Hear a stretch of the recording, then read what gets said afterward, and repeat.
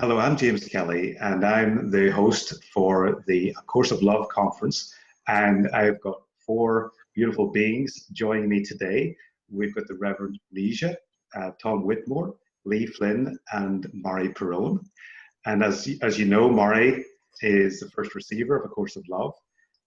Tom and Reja, they really some of the founders of Course in Miracles Society, which produced the original edition.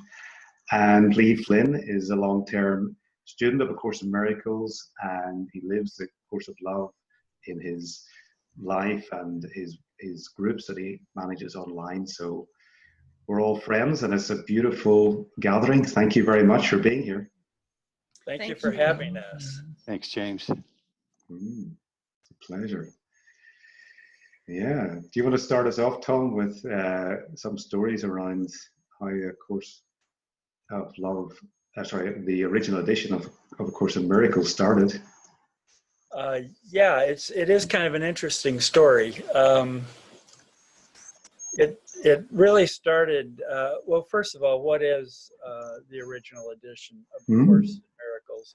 It's the production of the 1972 transcript of the text mainly of A Course in Miracles. It also has the workbook for students and the manual for teachers. Those aren't so different from the familiar blue book, but the text is different. And the text was produced from the 1972 manuscript, which was completed by Helen Schuckman and Bill Thetford at that time in 1972, and it was circulated amongst some people,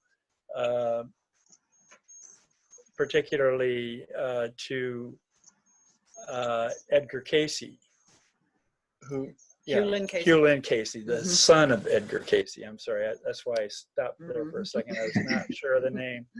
Hugh Lynn Casey. So it's the HLC edition, it's referred to. Because a copy of that was lodged in the ARE library in Virginia, and that's where it came from, I believe. It was photocopied from the manuscript that was there. And it came to us in kind of a back alley way, I guess you'd say. It was a time when there was a lot of controversy around the reproduction of parts of the course and the copyright issues with the course. And students were busy on the internet exchanging electronic copies that were sort of bootleg copies of A Course in Miracles. And so in December of 1999, one of those copies came to me in email, and I really didn't pay much attention to it. I looked to see what it was, and I didn't look deeply enough because I just set it aside. And then 2 or 3 weeks later, the person who'd sent it to me called me or emailed me with the question, "So what did you think of it?" And I didn't really have a response other than, "Well, I already have an electronic copy of A Course in Miracles." And so she said, "Well, look again because it's different." And so I did look again, and it's turned out to be quite different. And so that copy I shared with Reverend Reja and some others, and we sort of began talking about it and making copies from it and circulating those among our people, our course friends. And finally, we got the idea that this is just too difficult to do this way. We need to print this. And we'd had a lot of requests for copies. And so we printed it. And Joy has a great story about how that all came to be. We had it ready for the presses, but we didn't have the wherewithal to print it. So yeah, we reformatted. We spent some time getting it print ready, and it was all ready for the printer. The only thing we needed was a lot of money. We Mari, didn't have any money. Mari knows the story, I think. She's had that experience herself, I believe. And what I like to think of is that the Course in Miracles originally had the same problem. They needed money to print. And there was a miracle around that. Somebody sold some land and they said, we've got the money for you. So that was beautiful. So it's a very similar thing happened. So was at a Unity gathering before Unity service. And it was a social gathering. Went up to somebody and he said, how's it going? And I said, it's going really good. You know, we're all ready to print, you know, because he knew about our project. And I said, the only thing is, and I wasn't asking for money. I was just saying, the only thing is, you know, we don't have any money. And he said, well, how much do you need? And I told him, and he said, you'll have it in the morning. I just practically fell over. The most unexpected thing. It was so beautiful, so perfect. So that's how the first 500 copies got printed. And what happened also is, and here's a beautiful, beautiful, I think a confirmation that we were on the right path, is that we got it off the press. We've got our 500. And someone came to town to give a talk. And that someone was Mary Ann Williamson. She got the first copy. We took it to that talk. And afterwards, she was, you know, after she was signing and, you know, talking to people in the big long line. And finally, we got to see her and we handed her the book and told her that this was the first copy of Jesus' Course in Miracles. And I think she might have known about it. She seemed to know about it. I don't know. But she hugged it to herself and she felt so blessed. And that was so, I just got chills. And then Doreen Virtue called and wanted a copy. I don't know if you know Doreen, the Angel Lady, right? So we got 500 copies out pretty much, right? Before we had to stop. We printed 500. We got 300 out. 300 out. Yeah. And what year was that, Tom? 2000. Yeah, that would have been 2000. The spring. And then you want to tell them what happened? Well, so we were, I, as a lawyer, was very aware of the copyright situation. And I felt very strongly that we were on the right side of the law with this thing. So when we started distributing this, I filed a lawsuit in federal court in Omaha, Nebraska, for a declaratory judgment that the copyright was, that had been placed on the course was invalid because of pre-publication distribution. And that didn't stick so well because the Foundation for Inner Peace filed their own lawsuit in Louisville, where one of our directors resided, to obtain an injunction against our distribution. And they got the injunction, and the Nebraska case deferred to the Louisville case, so that Nebraska case stopped, and the case went on in Louisville. But actually that was not so significant because the real case was in New York between Endeavor Academy and Foundation for Inner Peace. And that was where the bulk of the litigation took place, and our case was just put on hold. So we were sitting on these copies of Jesus Course in Miracles until that was all resolved. So, and it finally was. Then the next thing that happened that year, 2000, in the spring, I was traveling to see my sister, and I had never met Lee. I think the first time we met was in 2000. Is that correct, Lee? I think so, yes. We had known each other online, CompuServe groups, Course in Miracles groups, and I resonated so very much with your posts and we all did. Well, I know I did. And So I wanted to meet Lee. So I knew Lee lived in Santa Fe, and my sister was in Arizona at the time. So that's on the way to Santa Fe. So he invited me out, and I went out to see him. And this is the spring of 2000. And you know, when I was out there, we went out to a little diner. We were eating, and I heard very clearly, and this is another confirmation, I think, because it was guidance, and it said, put out there what you need. And I said, okay. And I said to Lee and to his friend, our friend Carol, we need to prove pre-copyright distribution. That's where we are. And that that was the starting point for Lee. And Lee, I think if you pick it up there, because you know so much more about how that came, what happened after I left Santa Fe, went on to Arizona, and there was sort of some miracles that happened in the weeks that followed that. Sure, exactly. Reja and I both really cared deeply about my late partner. Reja and Carol Westwood hit it off immediately when she came to visit.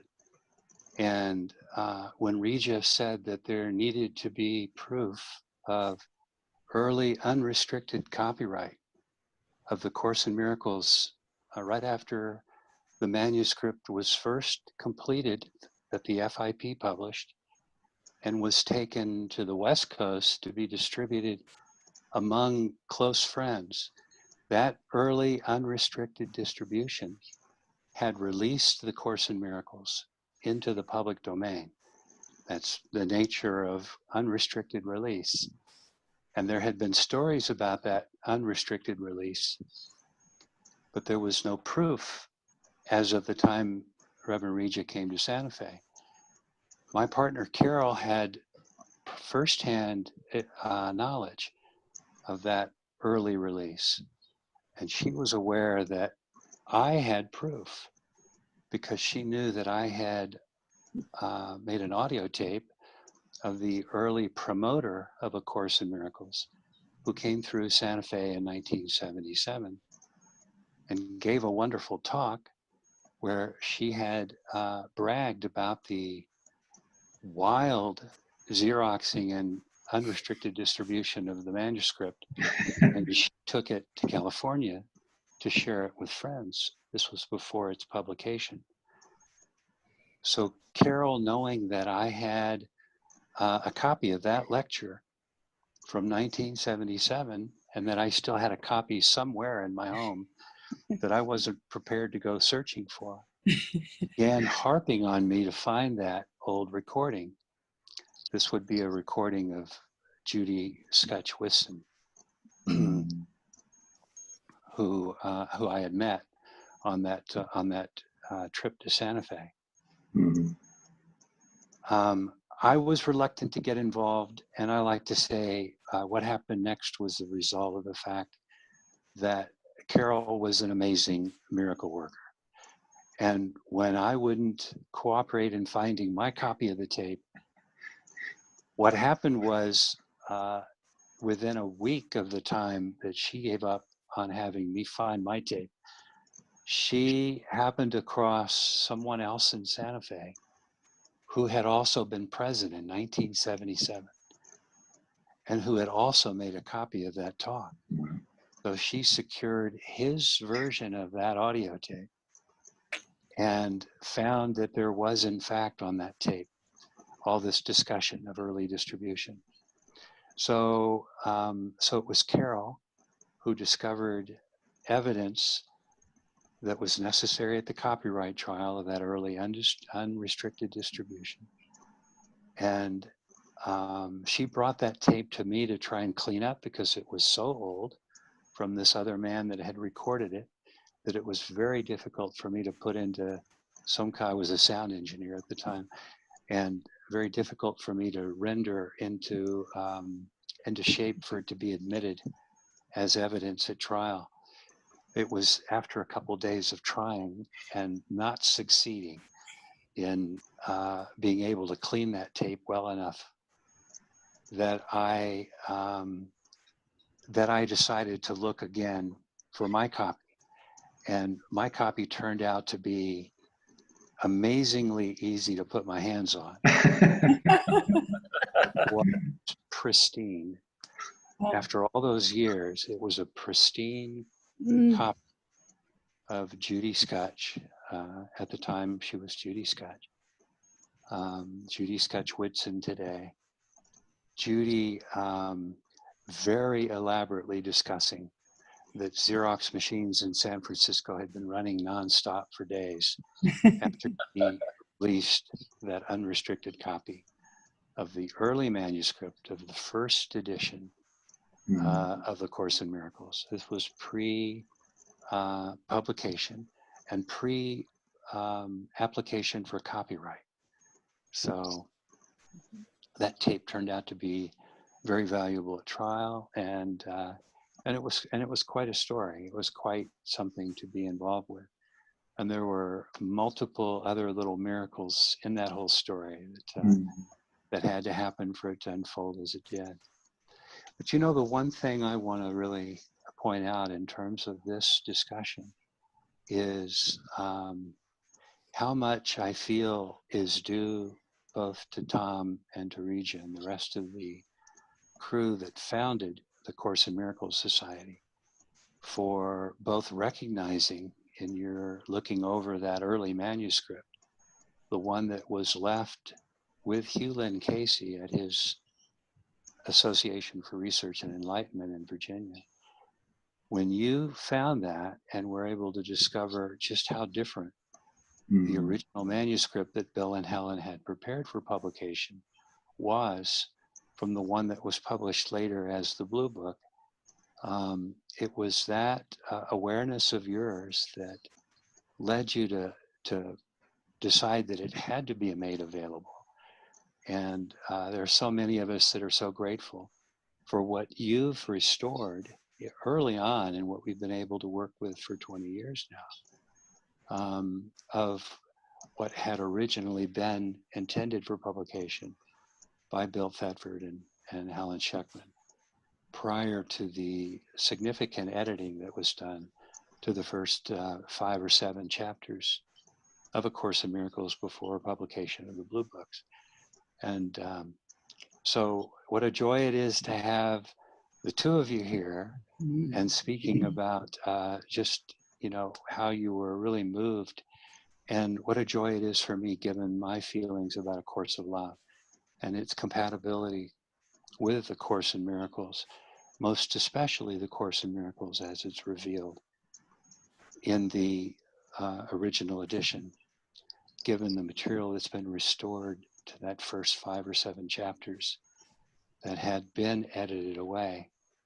And I find such a close compatibility that it's a special joy for me to see this close association between the Course in Miracles Society and Mari and Takehart Publications with A Course of Love. So, and I'd love to hear the two of you speak, Reja, Tom, about your experience with A Course of Love and your own deliberations as to whether it feels to you like the same message and an extension of the same message. Well, for me, it absolutely is. I like to describe it as further along the path, because I've been studying A Course in Miracles since 1992, so that's 25 plus years. And so I'm pretty familiar with the Course in Miracles, and so I'm more new to A Course of Love, although I'm not exactly new to it. I had it given to me in 2001 when it was the ink was still wet, and I read through it at that time, and it didn't. I mean, I appreciated that it was a significant work, but I just wasn't drawn to put down A Course in Miracles and pick up A Course of Love. But more recently, in the last year or two, I've really been delving into A Course of Love more deeply. And I think I'm on my third reading now in that period of time. And every time I read through it, I see more of the continuity between the two courses. The same concepts are present in A Course of Love as were present in A Course in Miracles, only they're taken further. And that's really what my sense is. There's no disconnect at all in my mind. Right, and actually, I was thinking as we began this conversation, how blessed I feel to be part of A Course in Miracles and also A Course of Love, to have this dialogue, to have this communion. I am just completely blown away. It's so in line with my journey here. And I step back and look at it and think, there's no accidents. And it's like it's almost as if I had nothing to do with it. Not my little self. It's beyond that.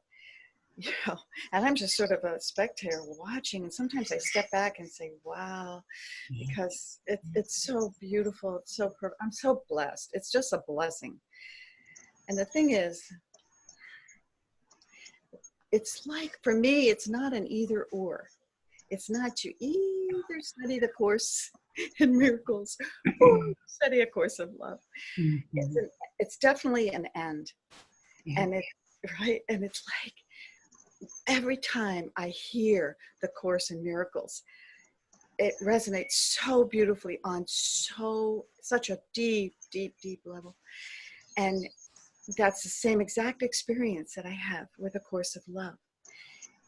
The resonance with a knowing, and being, and every word sings to me. So they both sing to me. It's such a beautiful, beautiful forgotten song that I'm remembering, but it's a treasure. And it's a discovery, as it says, A Course of Love. And so I'm so blessed to be part of, bringing that, whether they discover A Course in Miracles first and then go to A Course of Love, or do both of them, or do Course of Love and then do Course in Miracles, or do both of them. It's a discovery, and I'm completely in awe, almost in awe of it. It is amazing looking back on your life, isn't it? And how these things came to you. And I feel just the same way. And I wanted to start out too with gratitude, because I'm so grateful to the two of you for going out and returning what Helen originally received. Because for me, as the receiver of A Course of Love, I feel like I really understand how important that is, that you restored it to what Jesus actually said when Helen was listening to him. And I am just so grateful for that. And it moves me so much. I am so excited to be reading it. Finally, my little pocket edition. But there are things in it that I think it's the first chapter, Jesus says something about how personal revelation is. And I remember for so long feeling kind of like, well, maybe this isn't right because it feels so personal, that you have this revelation come and then it feels like this is, there's like no other word to describe it. Like, it is just more personal than anything's ever been. But nobody was talking about the personal, So I go to this, restored Course in Miracles, and it's right there at the beginning, that personal feeling of revelation. And there are many things like that just blow me away. So I'm every bit as appreciative of as you are.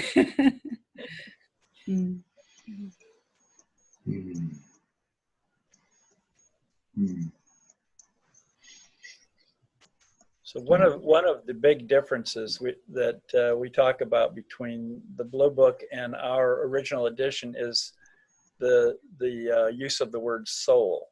And I think it's interesting that in the dialogues to A Course of Love, it comes to a point where it talks about individuated being, individuated being.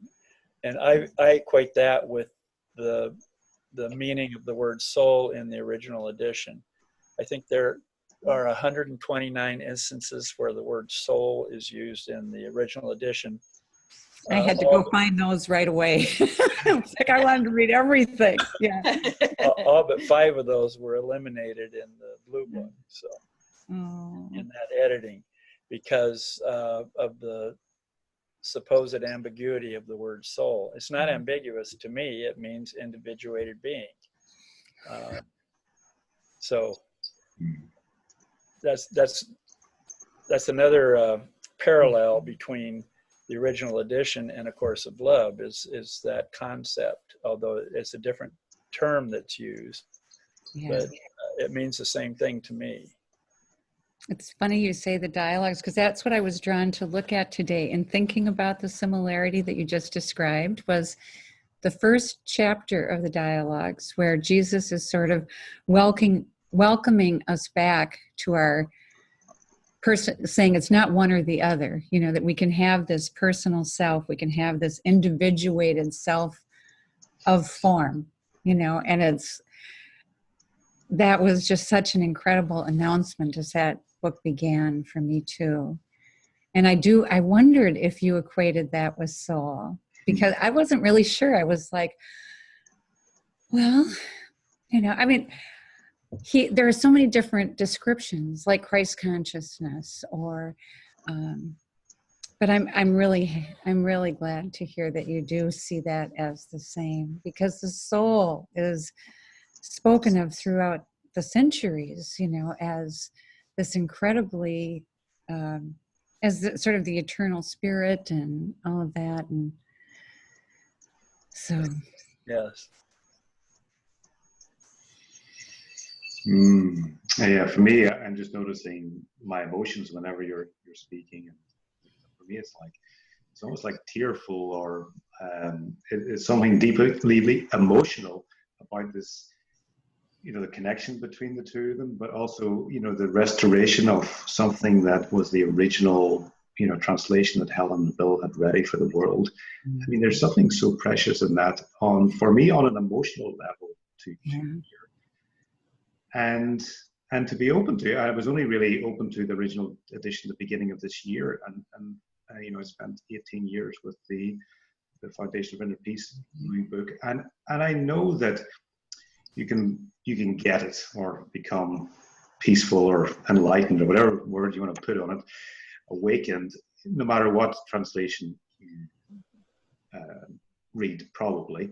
But also, there's something so important there that it just makes it so much real for me. I think where it touches me is it becomes so much more real for me in my life, rather than something I'm studying or something it can be quite intellectual, but somehow it becomes so much more real, I suppose, in a heart way. It touches my heart. And, you know, when Lee has spoken in the past, he talks about how A Course in Miracles has touched his heart all through the years. And I'm going, how did it miss mine? I mean, obviously it touched my heart to some extent, but now I can somehow feel that I'm open to it in a different way. And I'd like to hear Lee say a little bit more about, you know, when he was reading A Course in Miracles, how it was a heartfelt connection for you, Lee, because I know you have spoken about that before. Well, I understand what you mean about coming by the original material that the Blue Book is based on, and feeling so much heart, so much more presence of the author in that original material. That's been the experience of a great many people, and for me, there was a significant experience in 1990 for me that opened my heart sufficiently so that I wasn't It was just a significant experience, James, where my heart opened enough that everything I had assembled for that first dozen years of study intellectually was overtaken by an understanding of all those concepts from a different direction, and one that was much more full. And that's the sense in which I can tell you that even prior to coming to this original material that began to emerge in 2000, that I had touched in a heart way with the message at the center of the course. But what's exciting to me is to find all the people like yourself who report that working entirely with the blue books, for them, had seemed more of an intellectual kind of process, and how much more enriched their understanding both of the material and of the author of the material was after coming by the original edition of this Course in Miracles, or its sister publication, the Sparkle edition of the Course, or in whatever way people are able to read the early unedited material. People report really having their heart much more open to the nature of the author of this material and his presence for them.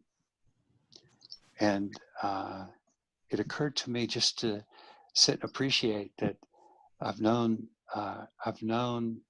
Tom and Reja for this 20 years, just at this same point that we're celebrating 20 years ago that Mari began to receive A Course of Love. And in a very short couple of years, we'll be celebrating the 20th of the Course in Miracles Society as well. So, two sister publications in a couple of ways here. And I've heard John Mundy talking about dates a lot, and so I think it's become more in my mind. So when you were talking about how this happened around 1999, 2000, I was in the midst of receiving A Course of Love then, so it's sort of like you were finding that and I was creating with Jesus Course of Love, so there is a similarity in the sequence of time too. Kind of makes you wonder who's in charge. Yeah. And I always like to show my Course in Miracles. I'll never give up my old blue book, because this thing was like it was just a constant companion, and I have so many notes and stuff in it, but it's not the original edition. It's not, it doesn't affect me in the same way. So maybe someday my original edition will look like that. Yeah, I still have my copy of the blue book that I studied for those early years, and it is kind of dog-eared. Yeah, I bet everybody's does. It's a daily thing, I know also that there's no hard feelings between Course in Miracles Society and the Foundation for Inner Peace with the Blue Book. I understand your relationships with them are absolutely fine. Is that right? Right, they're quite good. In fact, at the recent conference in San Francisco earlier this year, it's still 2018, right? Wow, is this year? Yeah, it's a long year. Long year. That's true. We actually got together with some of the leadership folks at Foundation for Inner Peace and had a good chat with them, and our relationship with them is very good. There maybe at one time there were some hard feelings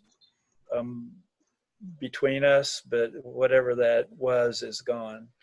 I think at this point, however, and at the conference, I even danced with Bob, the president, because Oh, boy. we're dancing, you know, and we got a picture together and everything.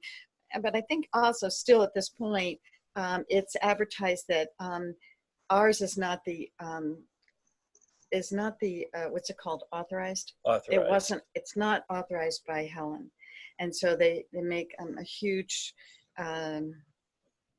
point about that. And so we have an unauthorized version, and that's okay. Well, if theirs is authorized and ours is unauthorized, ours is original and theirs is. Right.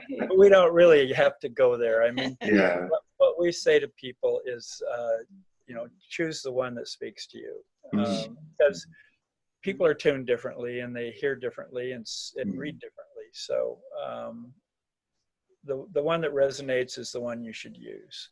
Mhm. And like our study group, we have there's We have few all people. three. What? We have all three? All three versions. That's right, people. We have all three versions. So yeah, it's not one or the other. Yeah, the third one that I referred to is Robert Perry's recent publication of he calls it the complete, the complete Course in Miracles, which includes a whole lot of material from the notes that made it to the text but didn't make it into what we call A Course in Miracles. So there's a lot of added material in his. But so that's the third one that people bring to our weekly meeting. Okay. Wow. Well, I just like the story of Helen bringing it, because I know she was kind of reluctant, and that she and Bill took it themselves to the Casey Institute with the idea of publishing it. So that really speaks to me of what her intent was, and I didn't hear that for a long time, and just even that she was willing to take it somewhere to get it published, because from just reading little bits like Journey Without Distance, she seemed always kind of on the fence a little bit. Well, I think Bill was her muse in a lot of ways. I mean, he encouraged her at the very beginning to continue with the process. She felt very awkward about it. Here she is, a psychologist, hearing a voice, and so she was never really comfortable with that idea. But Bill told her, I understand, well, just bring it in and let's look at it. Let's see if there's anything to it. And when he saw what it was, he said, let's continue with this. And he became her stenographer, in effect. She would read her notes to him and he would type them out. And that became a daily drill for them. But it was always with Bill's encouragement that Helen continued with the process, because she seemed like always ready to put it down. and I think it was also Bill's communication with Hugh and Casey that resulted in their trip to Virginia Beach with the manuscript. So he was always there urging the process forward. Mm-hmm. Well, thank goodness for him. Yeah. So we honor him as a co-scribe, because I don't think it would have happened without his continual presence there. True. Right. That's nice that you honor him that way. Wow. I was just thinking how Jesus started out so strong, because I kind of thought if A Course of Love hadn't started with the prelude being, the prelude to me is one of the best pieces of the whole course. It was like there was no way I could possibly deny that was something other than my voice, and to share that first piece, and get the confirmation of, wow, it's like you kind of, to have the strength and the will, the spirit to go on with something as unusual as that. And again, with the Course in Miracles too, it's like, wow, what a beginning, Yes. How could you, how could you not go on? Well, that's it. People ask me why I got involved in all this. I mean, why wasn't I just happy with the blue book and, you know, let the copyright thing go and all that? But it was, for me, it was, I didn't feel like I really had a choice. I felt just really compelled, and I don't normally have that reaction about things, Yeah. but it was something I couldn't say no to. It's a calling. The calling, yeah. Yeah. Yeah. Well, I So just want grateful. how important it is to me for Tom, you and Reja and the rest of the Course in Miracles Society to wholeheartedly endorse A Course of Love as fully compatible with A Course in Miracles. You're the first publisher to do that, of A Course in Miracles. I'm going to have to cough. Excuse me a moment.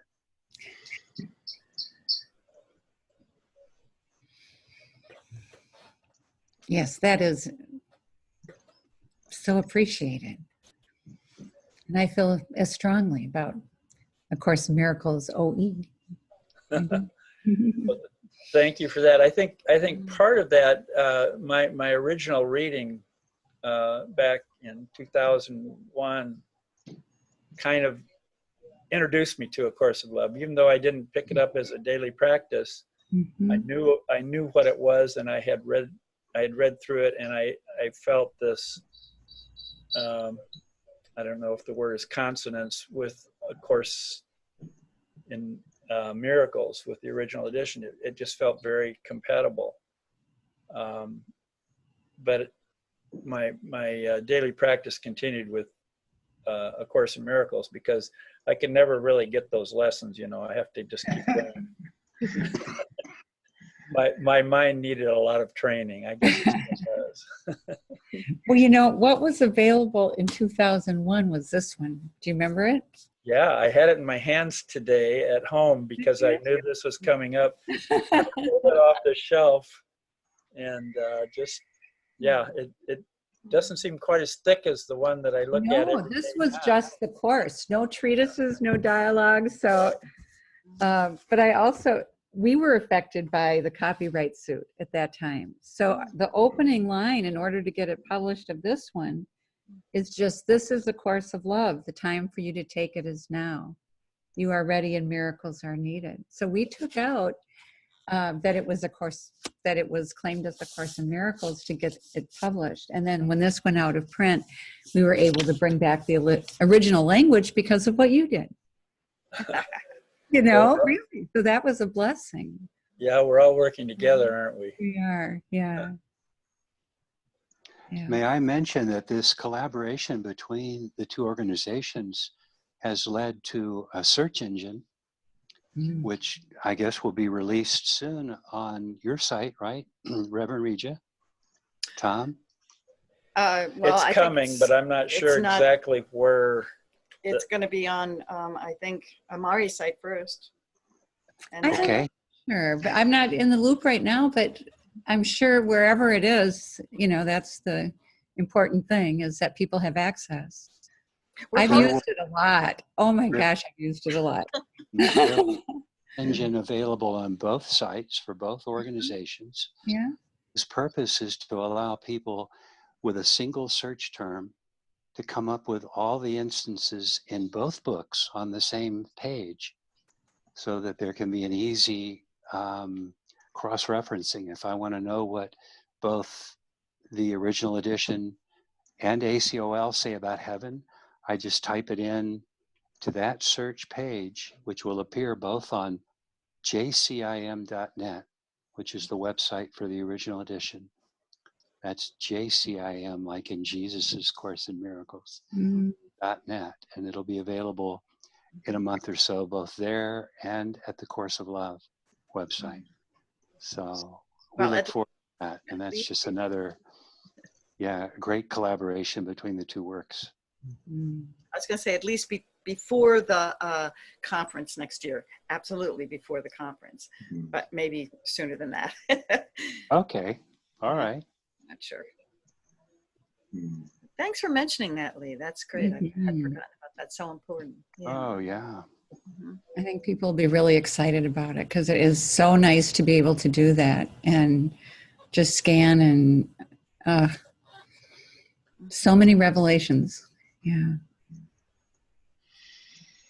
I mean, and just what question is coming to me is, you know, so people maybe listening to this, is there anything that when students are studying a course in miracles and then go on to study a course of love, is there anything that they should be doing as they approach both works? And is there anything in a different way that they should be approaching a course in miracles, do you think, and approaching a course of love? Is there anything you'd like to say to people on their kind of approach to it? If there's any differences that you would. It seems like the Go great ahead, Mari, please. A course of love is the approach, you know, that so just say, leave the ego behind, leave the intellect behind, come to your heart, quit trying, quit studying, quit efforting, and let this just come into you, you know. Wow. So that is a really big difference in terms of the way you kind of feel going into it, I think, because of course, A Course in Miracles. And I mean, I was pleased with that when I started reading it. You know, this is a course. It's got, here are the principles. You know, that was just fine with me. But it's very, so that seems like the biggest difference in the heart orientation, at least as you begin. And I still find it with people as it moves. Then, of course, it's have a big difference at the end where we're talking about the elevated self of form and moving into dialogue instead of, you know, being learning beings. We're beings to share in relationship, that sense that you need two or more, you know, to be together. So, you know, a lot of those things. But the beginning, I think, is the biggest, that, you know, you don't have to study this. Please don't study this. Right. Yeah. Sorry, before you go, Tom, there. So what I heard you say there, Mari, was like, so that would be a good approach to how you would study A Course in Miracles without thinking about it. Because you were talking about A Course of Love.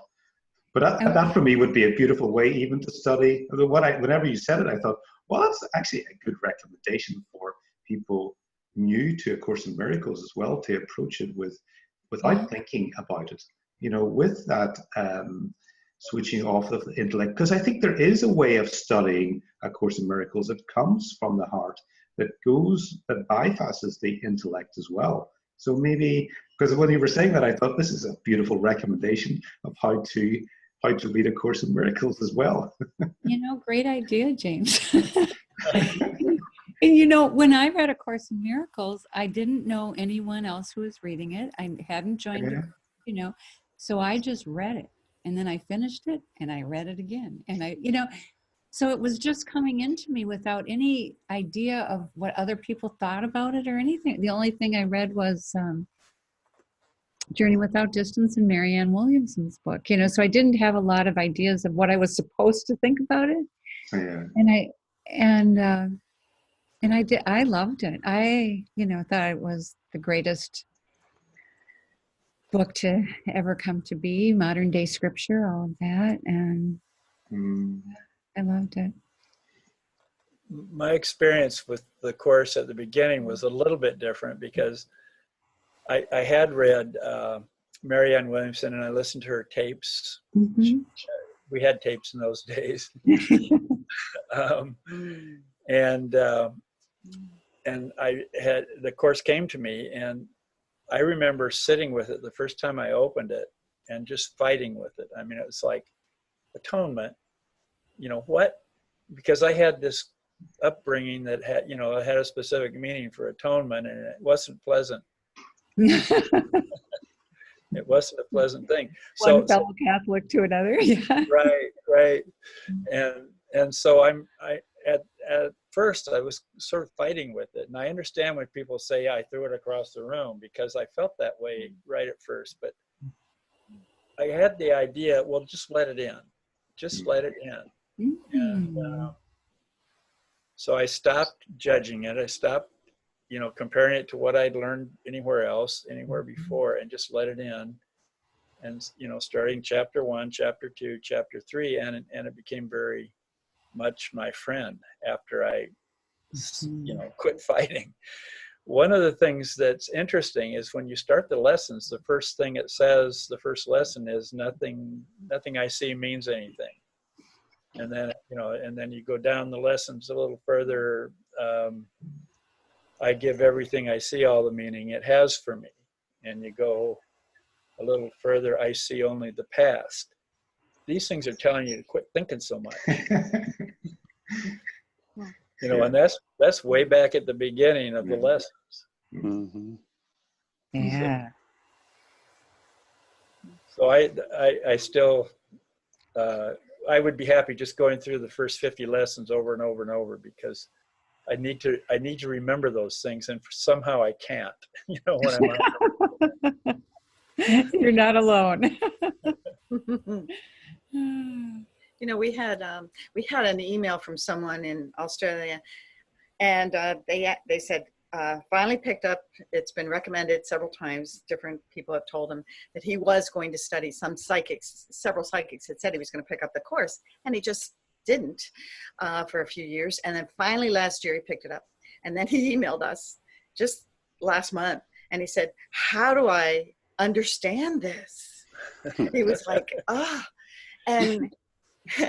and we wrote back and we said, in the course it says that you can't explain the course to anyone. It is, it can set up the conditions for the personal revelation, but it's an experience. And so I shared that with him, and it was really wonderful. We've had a conversation back and forth, but that for me, the course is an experience. And I remember when I got the course like in, 83. I think I studied the Blue Book for 17 years before our edition. And, but it was, I remember reading The Dynamics of the Ego. And I remember beginning to shake. Tremble. And I think it was from a recognition. When I hear truth, I tremble. I do. And I couldn't stop shaking. And it was such an amazing experience. The Course in Miracles, I think as well, and thank you, James, for that, because as Mari was saying, how to, what the Course of Love tells, sort of lets us know that the time of learning is done, and that is so true now. Now, right in this moment, no matter what we're looking at, the time of learning is done. So open and experience it, and then it's not something that you can explain, but it's something you can be, Yeah. So thank you for that. And James, you said, you mentioned something about it being real. And that's amazing, because I keep hearing over and over, because I keep thinking, am I really getting guidance? Is this real? Am I on the path? Am I doing what I'm supposed to be doing in this incarnation? And I keep hearing, this is real. This is not, this is not made up. And then I get a sense of real, I say with a capital R. I've had it, I've had experiences even as a little child. I had a cat when I grew up Catholic. I wanted to be a nun. And I had this experience of the Holy Spirit coming just like to me.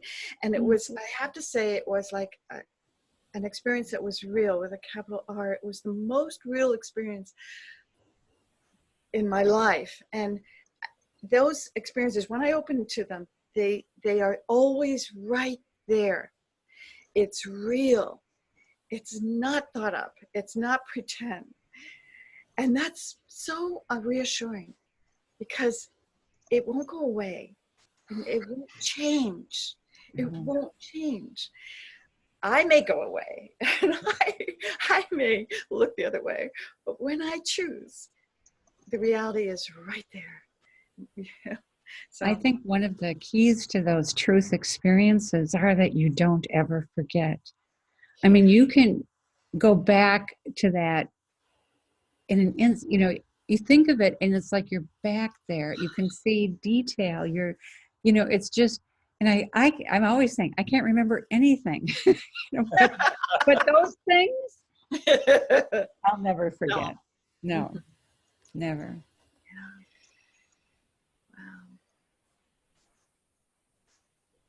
Wow.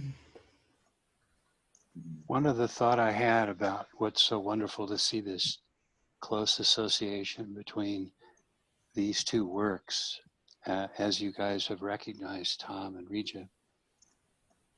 But Is us all that- being friends. I don't mean to break in, but I just thought, just seeing you in front of me there, you know, it's like I feel like everyone who's doing this gets so close, and not in a, you know, not in a businessy way or anything like that. It's a friendship way. You know, we become, we are in union and relationship in course language, but Yeah. anyway, I'm sorry, Lee, to interrupt. I just... That was wonderful. Thank you. I'm feeling that as well. Increasingly, what I see from people that come to A Course of Love, who are Course in Miracles students, is how much they're touched by something that they had yet been closed off to in their study of A Course in Miracles. This is true for a great many who are coming to A Course of Love that I'm hearing from online and in person.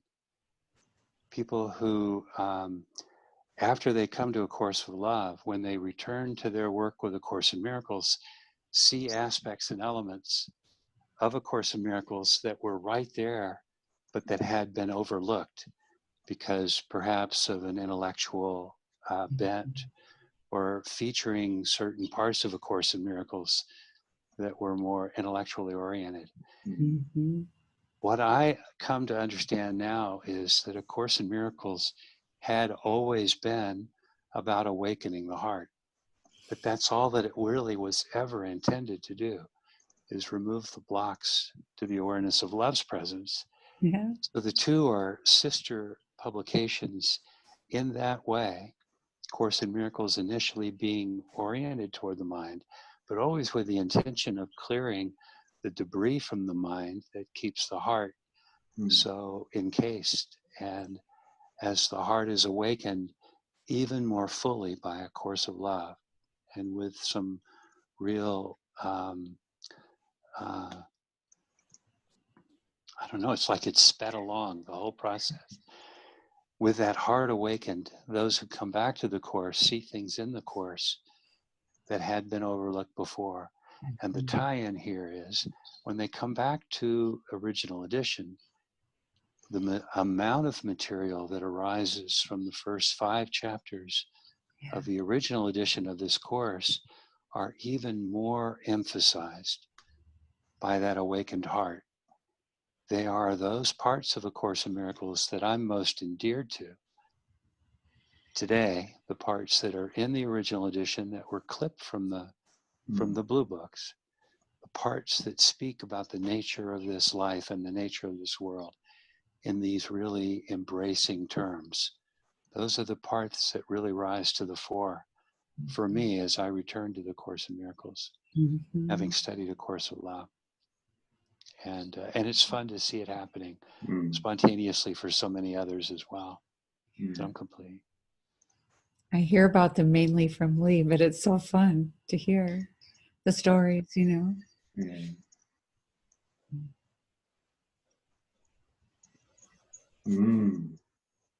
Beautiful. Yeah.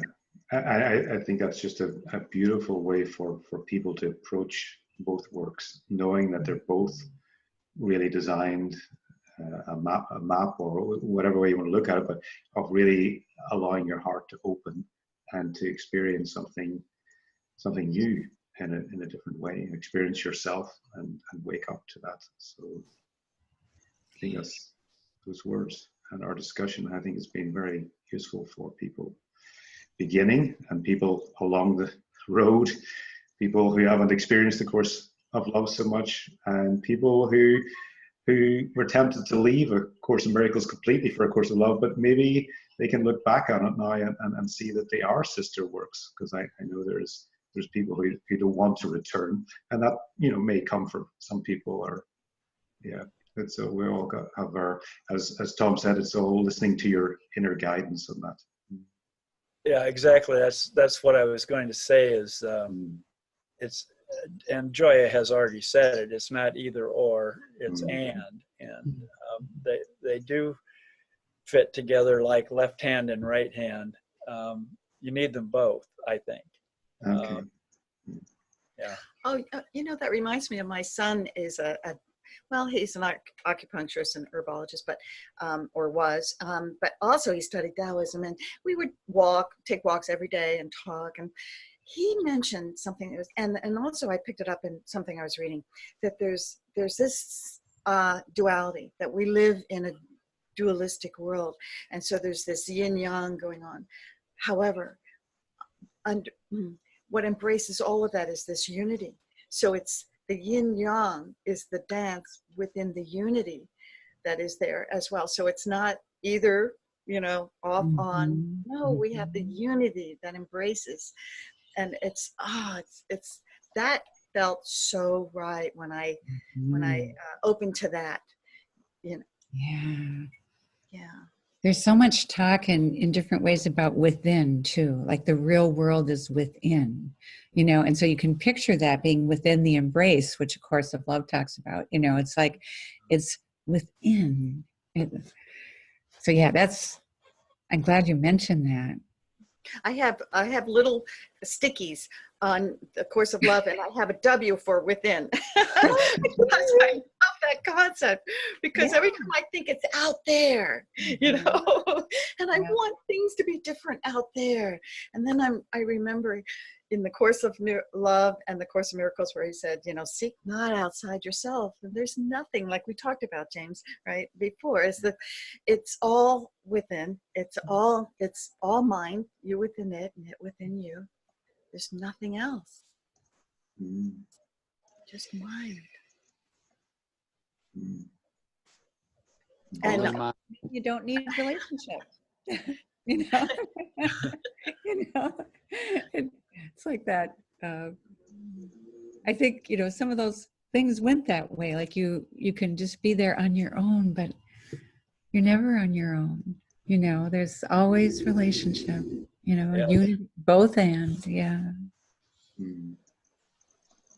Unity and relationship. Yep. Yeah.